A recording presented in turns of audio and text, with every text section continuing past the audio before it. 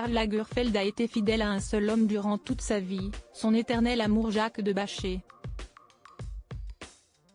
À la mort brutale de celui-ci, le créateur se lançait alors dans un projet fou. Son amie Carla Bruni témoigne. À compter de ce mercredi 10 janvier et ce jusqu'au 17, Canal+ diffuse la série documentaire Karl Lagerfeld, Révélation. On y découvre de nombreux témoignages de proches du célèbre couturier, mort le 19 février 2019, laissant derrière lui sa légende intacte. Notamment Carla Bruni, l'une de ses fidèles muses et amies. La chanteuse et ancienne première dame évoque l'un des derniers projets les plus fous du créateur allemand, après la mort brutale de l'amour de sa vie Jacques de Bachet. Si est-il la maladie, le sida, qui a emporté Jacques de Bachet. Un homme qui a partagé plus de 18 ans de la vie de Karl Lagerfeld et qui a laissé un vide sans précédent.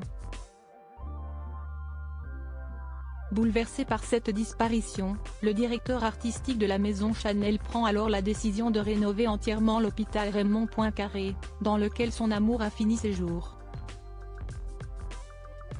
Carla Bruni a pu visiter cet endroit. Et la beauté des lieux l'a tout de suite frappée. Je trouvais les chambres incroyablement belles et on m'a dit que c'était Karl qui les avait refaites. Jacques est mort et Karl a refait l'hôpital de Garches, qui était un hôpital public, donc il l'a fait pour les autres. Je lui en avais parlé et il m'a répondu, oui, déjà si est atroce d'avoir cette maladie et si est en plus avec du mobilier en plastique, non, avait rapporté la femme de Nicolas Sarkozy.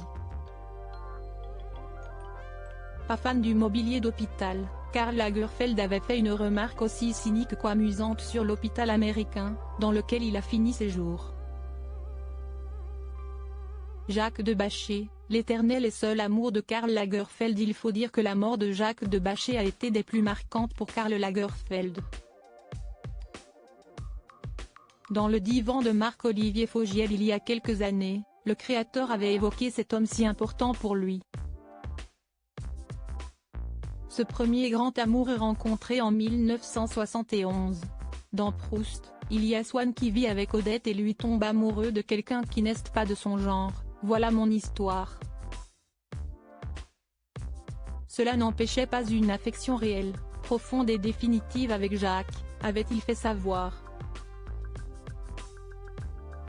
Il a veillé tous les soirs, jusqu'à la fin, sur son amoureux qui a succombé au sida en 1989.